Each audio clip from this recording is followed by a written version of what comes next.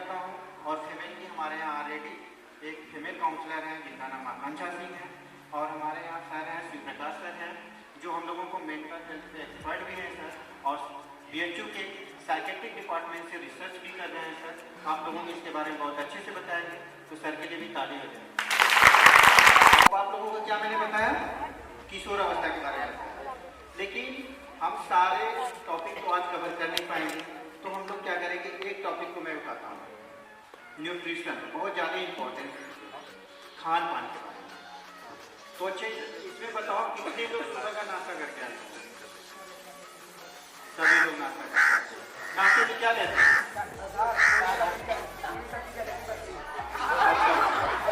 बहुत अच्छा लगा मुझे कि सब लोग सुबह का नाश्ता करके आते हैं, लेकिन सुबह का नाश्ता कभी स्किप नहीं करना है ना, क्योंकि उससे क्या होता है कि जो हम सुबह का नाश्ता देते हैं पूरे दिन क्या होते हैं, रिचार्ज होते हैं, पूरे दिन एक्टिव रहते हैं। अगर हम सुबह का नाश्ता नहीं करके आएंगे तो हमें नींद आएगी, पढ़ाई में मन नहीं लगेगा, हमारा वीकनेस भी आएगी, हमारे अंदर कमजोरी भी होगा। ठीक है, सुबह का नाश्ता बोलते हैं, कोई स्किप नहीं करेगा। और दोपहर का नाश्ता तो आप लोग का यहीं पे हो जाता होगा, क्योंकि ऑलरेडी गवर्नमेंट ने बहुत अच्छा काम किया है, मतलब आप लोगों को दोपहर का खाना यहाँ पे। और शाम का, ठीक है ना, सबसे ज़्यादा गलतियाँ कब करते हैं लोग? शाम, भूख लगता है तो कहाँ पहुँचते हैं?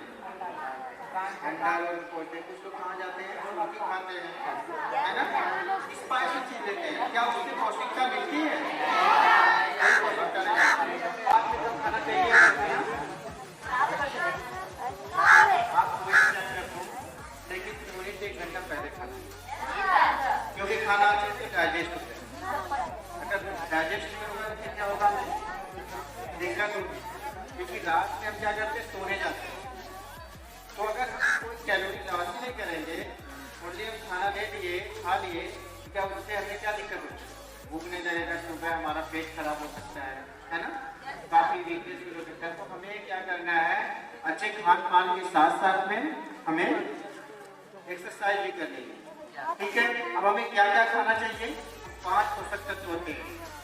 किसी को कोई जानकारी है, कोई बताना चाहेगा? आपको बताना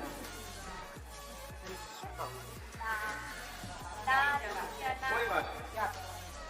विटामिन का सब लोग नाम जाना, हमें हरी साग सब्जी याद है ना। अगर हम हरी साग सब्जी लेंगे उससे हमें विटामिन मिल जाएंगे, अब उसके साथ में हमें उससे आयरन भी मिलेगा। आयरन से क्या होता है, हमारे खून जो बनता है उसमें आयरन पाया जाता है ना। अभी NFSS 5 में जो डेटा आया है उसमें से आधी से ज़्यादा आबादी जो लड़कियां हैं वो एनीमिक है, मतलब उनको खून की कमी है। अगर हम अच्छा खान पान ले रहे हैं तो हमें मेडिसिन की जरूरत नहीं है। उसके साथ आप लोगों को एक देवीनाशक दवा दी जाती है, अल्बेंडा की टैबलेट साल भर में 2 बार दी जाती है ना। पेट में हमारे जो कीड़े होते हैं उसको मारने के लिए, क्योंकि वो क्या करता है, हमारे परजीवी होता है, हमारे शरीर से ही सारी पौष्टिकता ले रहा है, की कमी होगी, इसलिए वो हर 6 मंथ पे हमें एक टैबलेट लेना, चबा के खाना चाहिए है ना। अब हम बात करेंगे वसा। आजकल लोग, हमारी जो जनरेशन है, चाइनीज फूड पे ज़्यादा ध्यान दे रहे हैं, चाउमीन, चाट, पिज्जा, बर्गर, बहुत सारे, लेकिन इससे हमें कोई पौष्टिकता मिलती नहीं है। हम क्या करते हैं, इसको खाते हैं, पेट भर जाता है, लेकिन हमें पौष्टिकता नहीं। तो हमें इस चीज़ों को नहीं लेना, हमें इग्नोर करना है। इससे हमारी पढ़ाई में मन नहीं लगेगा, हमें स्ट्रेस हो जाएगा, हमारा मोटापा, मतलब और बीमारियाँ बहुत कम एज में डायबिटीज होने लगे हैं, हाई ब्लड प्रेशर होने लगा है। तो हम अपना खान पान एक्टिविटी सही से रखेंगे तो इस सब समस्याओं से हम बच सकेंगे। ठीक है, अब हम बात करते हैं कार्बोहाइड्रेट की। कार्बोहाइड्रेट हमें सबसे ज़्यादा लेना चाहिए, क्योंकि इससे हमें क्या मिलती है, ऊर्जा मिलती है। जैसे गाड़ी हम लेकर आते हैं, गाड़ी में पेट्रोल डलाते हैं तब वो गाड़ी चलती है, इसी तरह से हमारा शरीर है, हमारा बॉडी है ना। जब हम इसमें कोई ऊर्जा नहीं देंगे तो फिर हम कैसे काम कर पाएंगे, हमारा काम कहाँ से मतलब, हम कोई काम कैसे कर पाएंगे, हमें नींद आएगी, हमारा पढ़ाई में मन नहीं लगेगा, है ना। तो हमें क्या करना है, कार्बोहाइड्रेट कहाँ से मिलेंगे हमें, रोटी, ठीक है ना, कटहल, बाजरा, ये सब क्या है, कार्बोहाइड्रेट के। अब क्या घर में सबके बनती है। पहले लोग मोटी रोटी बनाते थे और मीठी लगती थी, क्योंकि उसमें जो फुल्की होती थी उसको भी उसी में लोग मिक्स करके खाते थे। लेकिन अब सबको छोटी रोटी चाहिए, फूली हुई रोटी चाहिए।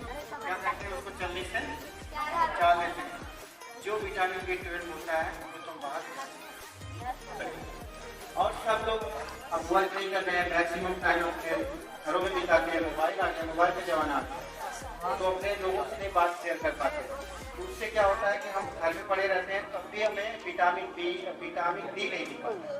तो हमें क्या होता है, उसकी वजह से घुटनों में दर्द होता है। तो हमें सुबह सुबह का मॉर्निंग का जो सुबह आप देखें होंगे सूर्य की जो किरण लालिमा वाली होती है, उससे हमें क्या मिलता है, विटामिन डी मिलता है। तो हमें 15 मिनट तक एक्सरसाइज करनी चाहिए, कम से कम 15 मिनट या आधे घंटे तक, ठीक है ना। अब हम बात करते हैं प्रोटीन की, जिससे हमारी हड्डियां मजबूत होती है। प्रोटीन के स्रोत क्या है, दाल और,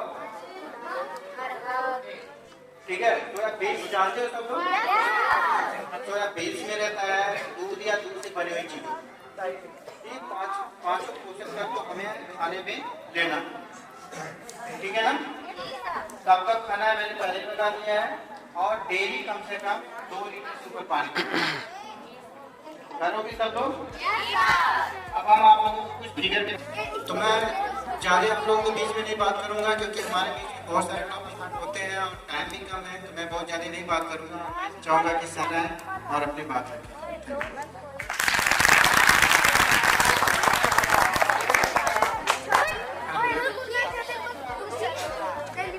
सभी बच्चे पहले अपने लिए ताली बजाओ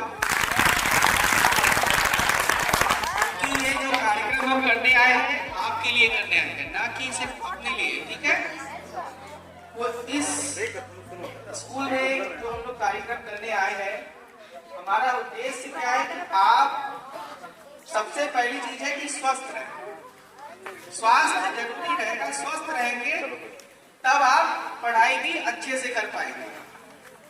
तो इसलिए सबसे पहले अपने स्पीच को शुरू करने के पहले मैं यहाँ के सभी उपस्थित शिक्षकगण को नमन करता हूँ, और उन्होंने मुझे यहाँ बुलाया और मुझे यहाँ बोलने का अवसर प्रदान किया, इसके लिए मैं उनको धन्यवाद देता हूँ।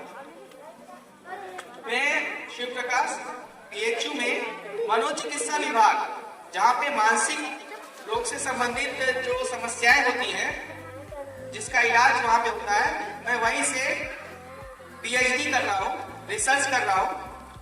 और हमारी एक संस्था मैंने बनाई हमारे कुछ साथियों ने मिल करके, जिसे हम लोग हेल्थ सोसाइटी, जो आप सामने यहाँ पे देख रहे हैं, इसका नाम है हेल्थ सोसाइटी। ये एक NGO है जिसके माध्यम से हम लोग कुछ ऐसा ही इवेंट करते रहते हैं, जिसके माध्यम से आप लोग जागरूक हो सकें। तो आज जो मैं आपको बताने जा रहा हूँ उसमें सबसे सामान्य समस्या क्या है आज के समय में, सभी चाहे किसी भी उम्र का कोई व्यक्ति हो, उसकी एक सामान्य समस्या क्या है, हर कोई तनाव में है। तनाव एक ऐसी चीज है जिससे हर कोई प्रभावित है आज के समय में। एक छोटे बच्चे से लेकर के एक वृद्ध व्यक्ति तक तनावग्रस्त है, चाहे कम मात्रा में हो चाहे अधिक मात्रा में हो, हर किसी को किसी न किसी रूप में तनाव है। जैसे आप लोग को इतनी देर से बैठाया गया है, हो सकता है कुछ लोग को कहीं और जाना हो, इस वजह से आप तनाव में हो, है कि नहीं। तनाव क्या है इसको समझिए। तनाव का मतलब क्या होता है कि जो व्यक्ति की शारीरिक मानसिक योग्यताएं हैं, क्षमताएं हैं, जब व्यक्ति कोई ऐसा कार्य कर रहा होता है या कोई ऐसी परिस्थिति का सामना कर रहा होता है जिसमें उसकी जो क्षमता है, वो योग्यता है, वो प्रभावित होती है अथवा कम पड़ती है, जिसके फलस्वरूप व्यक्ति को कुछ मनोसामाजिक समस्याओं का सामना करना पड़ता है, तो उसी को हम लोग तनाव कहते हैं। रबर बैंड देखा है ना, रबर बैंड क्या होता है, खींचते हो तो क्या होता है, लेकिन ज्यादा खींचते हो तो क्या होता है, टूट जाता है। उसी तरीके से मैं समझा रहा था कि हर व्यक्ति की जो एक क्षमता है, अगर रबर बैंड कितना खींचोगे तो खींचेगा, लेकिन जरूरत से ज्यादा उसमें तनाव पड़ेगा तो क्या में हवा भरते हो ना, उसमें भी अगर ज्यादा हवा भरेगी तो क्या तो उसमें होता क्या है, वो तनाव एक सहने की क्षमता होती है गुब्बारे की भी, अगर उसमें ज्यादा हवा अगर हम भरेंगे तो वो फूट जाएगा। तो कहने का अर्थ यह है कि एक व्यक्ति की जो योग्यता है, क्षमता है, जब वो किसी ऐसी परिस्थिति विशेष या कार्य को करता है जिसमें उसकी वह योग्यता और क्षमता प्रभावित होती है अथवा उससे वह उस कार्य को करने में अपने आप को अयोग्य पाता है, तो वह स्वयं को तनावग्रस्त महसूस करता है। अब तनाव में जब व्यक्ति होता है तो उसको क्या क्या सामान्य तौर पे समस्याएं होती है, आप लोगों को पता है, कुछ आइडिया है? तनाव में जैसे आप तनाव में रहते तो आपको कैसा महसूस होता है? देखिए बहुत अच्छा, और एक एक करके बताओ। घबराहट होती है, और ये तो आपको हो रहा है, और क्या होता है? क्या होता है? घबराहट के अलावा कुछ होता है? डर लगता है, और चक्कर आता है, और गुस्सा भी आता है, चिड़चिड़ापन आता है, सर दर्द होता है, पेट दर्द नहीं। अच्छा ये बताओ, जब तनाव में रहते हो तो क्या आप पढ़ाई ध्यान से कर पाते हो? कुछ याद हो पाता है उससे? तो ये सब क्या है, उसके लक्षण है। मतलब तनाव के ये सारे लक्षण जो भी बता रहे हैं हम लोग, ये सब तनाव के, जब भी व्यक्ति तनाव में रहता है तो ये सब समस्याएं स्टार्ट हो जाती है। इसके साथ साथ कुछ शारीरिक समस्याएं होती है, जैसे आप देखेंगे तनाव में आप जब व्यक्ति रहता है तो उसका हृदय गति बढ़ जाता है, ब्लड प्रेशर बढ़ जाता है, उसकी वजह से आप देखेंगे उसमें कई बार आप पाएंगे कि उसमें ये स्तर इतना ज्यादा बढ़ जाता है कि उसमें धक्का में खाना, बेहोश हो जाना का केस किया जाता है। तो अब हम लोग जाने कि तनाव क्या है, इसके क्या लक्षण है, अब इसको दूर कैसे किया जाए, ये भी प्रश्न उठता है कि नहीं?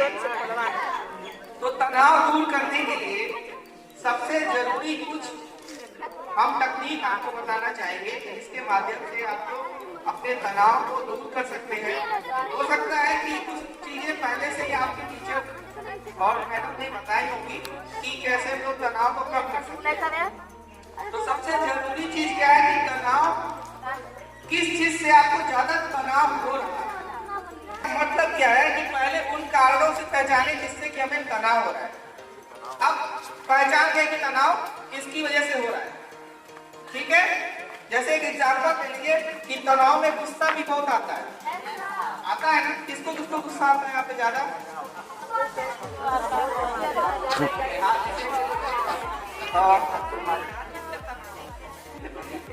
पढ़ाई ज्यादा करना पड़ रहा हो सकता है। तो देखिए गुस्सा या तनाव जब भी आए तो आप पहले पहचानिए कि हमें किस चीज से गुस्सा आ रहा है। तो आप सबसे अच्छा तरीका क्या है, अपने आप का ध्यान कहीं और बटाना। इसके लिए अच्छा तरीका क्या है, जैसे मान लीजिए कि यहाँ पे मैं खड़ा हूँ और मुझे यहाँ पे गुस्सा अधिक आ रहा है या तनाव हो रहा है, तो हम यहाँ से हट जाएंगे। क्या करेंगे? उस जगह से हट जाएंगे जहाँ पर आपको तनाव या गुस्सा आ रहा है। इससे क्या होता है कि हमारा ध्यान इस जगह से हट गया, या मान लीजिए इन सर की वजह से गुस्सा आ रहा है तो अब इन सर के पास आ जाएंगे। इससे क्या हुआ, इनसे हट के दूर हट गए तो अब सर से बात करने लगे तो हमारा ध्यान हट गया, तो हमारा गुस्सा भी कम हो गया और तनाव भी कम हो गया। तो एक तरीका क्या हुआ कि जिस जगह पे आपको गुस्सा आए या जिस व्यक्ति से आपको जिस व्यक्ति की वजह से आपको तनाव या गुस्सा हो रहा है तो वहां से हट जाएंगे।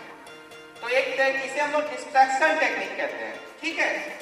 दूसरा क्या होता है कि या अगर आपको जब भी गुस्सा आए तो आप बाहर निकलेंगे, जिस जगह से है वहां से बाहर निकलेंगे, आप वहां पे थोड़ा वॉक कर लीजिए, ठीक है? टहलने से क्या होता है, आप जब इतना भी नहीं तेजी से वॉक नहीं करना, आराम से रिलैक्स होने वॉक। इससे भी क्या होता है, ब्लड प्रेशर वगैरह सब नॉर्मल हो जाता है, फिर आपको रिलैक्स फील होता है, तो तनाव भी कम हो जाता है। दूसरी चीज क्या है कि इसमें हम लोग एक डीप ब्रीथिंग एक्सरसाइज करते हैं। इसमें क्या होता है कि आप किसी भी जगह पे आराम से जैसे बैठ गए, जैसे मैडम बैठी हुई है, आराम से बैठ गए, अपने बॉडी को लूज छोड़ देना है, ठीक है? लूज मतलब समझ रहे हो, एकदम हल्का छोड़ देना है।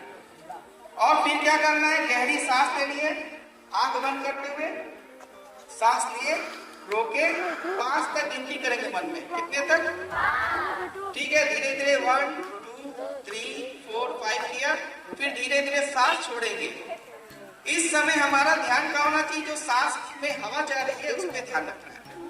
तो अगर आप ये प्रोसेस 2 से 3 मिनट तक करेंगे तो आपका जो इसमें क्या होता है कि आप ज्यादा सांस लेते हैं तो उसमें बहुत गहरी सांस लेते हैं तो ऑक्सीजन ज्यादा आपके शरीर में जाता है, फिर वो ब्रेन में जाता है, ब्रेन में जब पहुंचता है तो ब्रेन शांत हो जाता है, मतलब तनाव मुक्त हो जाता है। तो इसे हम लोग डीप ब्रीथिंग एक्सरसाइज कहते हैं। ये अगर आप कोई व्यक्ति 2 मिनट 3 मिनट करेगा कम से कम तो वो रिलैक्स हो जाएगा और तनाव कम हो जाएगा, या गुस्सा भी है तो गुस्सा भी कम हो जाएगा। अगर आपको 2 मिनट से अगर 2 मिनट करने के बाद भी नहीं हो रहा है तो आप कम से कम 3 या 5 मिनट तक करिए। तो कहने का मतलब डीप ब्रीथिंग एक्सरसाइज। तीसरा टेक्निक मैंने क्या बताया, डीप ब्रीथिंग एक्सरसाइज कब करेंगे, ये दिन में कभी भी कर सकते हो, ये योगा नहीं है, ये एक्सरसाइज है, ये टेक्निक है। जब भी आपको गुस्सा आए या तनाव आए या मन घबराए तो आप क्या करेंगे, कहीं जाके बैठ जाएंगे, रिलैक्स हो जाएंगे, बॉडी को लूज छोड़ेंगे, आंख बंद करेंगे, गहरी सांस लेंगे, फिर रोकेंगे, 5 तक गिनती करेंगे, फिर धीरे धीरे उसको रिलीज करेंगे। इस प्रोसेस को कम से कम 2 से 3 मिनट तक करना है तो आपका बॉडी और माइंड दोनों रिलैक्स हो जाएगा। आपका स्ट्रेस या बेचैनी, घबराहट, बेचैनी जो भी समस्या हो रही थी वो कम हो जाएगी। अब गुस्सा आता है तो उसमें भी कुछ टेक्निक है कि गुस्सा कैसे कम करें। तो उसमें एक जरूरी चीज है, जैसे डिस्ट्रैक्शन हमने बताया था, उसी तरह एक और होता है डिस्ट्रैक्शन के लिए, reverse counting. Reverse counting, counting से मतलब उल्टी गिनती जानते हैं। तो आप मन में जब मान लीजिए आप यहीं में खड़े हैं, आप यहाँ से बाहर नहीं जा पा रहे हैं, या जिस कमरे में आपको गुस्सा आ रहा है आप वहां से बाहर नहीं निकल पा रहे, तो आप क्या करेंगे, आप क्या करेंगे, मन में उल्टी गिनती करेंगे। उल्टी गिनती करने से क्या होगा, दिमाग को ज्यादा जोर लगाना पड़ता है। सीधी गिनती आसानी से बोल लेते हो, लेकिन उल्टी वाली बोलने में आपको दिक्कत होती है, तो फोकस ज्यादा करना पड़ता है। इससे क्या होगा कि आपका गुस्सा कम हो जाएगा, क्योंकि आपका ध्यान कहीं और चला गया।